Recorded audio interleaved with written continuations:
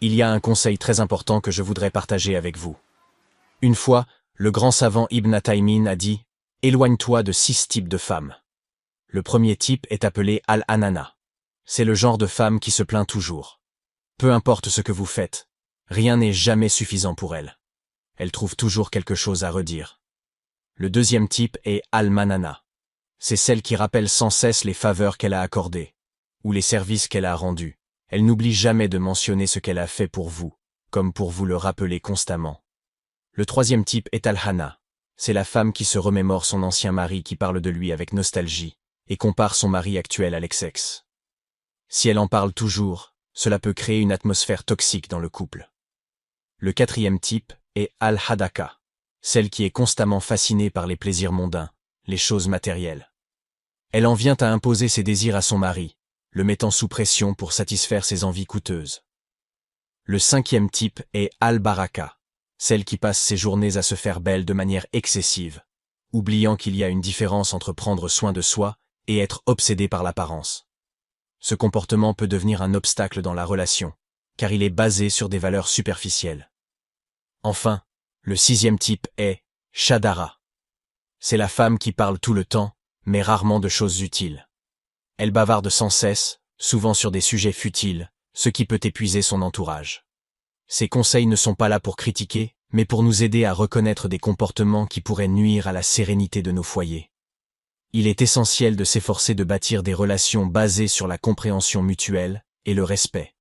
C'est pourquoi, mes frères et sœurs, il est crucial de bien choisir sa compagne avant le mariage. Ce choix ne doit pas être pris à la légère, car il impacte non seulement notre vie quotidienne, mais aussi notre avenir spirituel et celui de nos enfants. Le prophète, sallallahu alayhi wa sallam, nous a donné des conseils clairs à ce sujet. Il nous a dit qu'une femme peut être choisie pour 4 raisons: sa beauté, sa richesse, sa lignée ou sa piété. Parmi ces critères, il nous a encouragés à donner la priorité à la piété, en disant « Choisis celle qui est pieuse, tu seras gagnant ». Pourquoi la piété est-elle si importante? Parce qu'une femme pieuse est un véritable pilier dans un foyer. Elle est celle qui craint Allah et qui veille à ce que son foyer soit un lieu de sérénité et de dévotion. Elle est consciente de ses responsabilités en tant qu'épouse et mère, et elle les accomplit avec dévouement.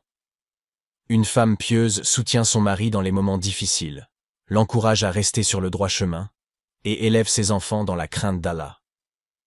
Dans la société actuelle, il est facile de se laisser séduire par des critères superficiels comme la beauté ou la richesse.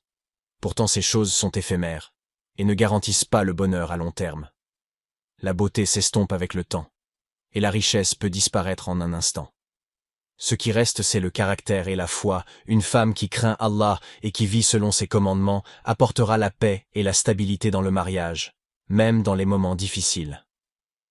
Il est également important de considérer l'environnement dans lequel la femme a grandi.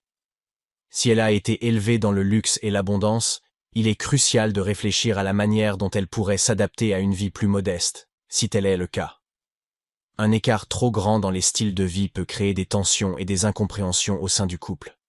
C'est pourquoi il est essentiel d'avoir des conversations honnêtes avant le mariage, afin de s'assurer que vos attentes et vos valeurs sont alignées. De plus, le mariage n'est pas seulement une union pour cette vie, mais aussi pour l'au-delà. C'est un partenariat spirituel où chaque époux doit aider l'autre à se rapprocher d'Allah et à atteindre le paradis.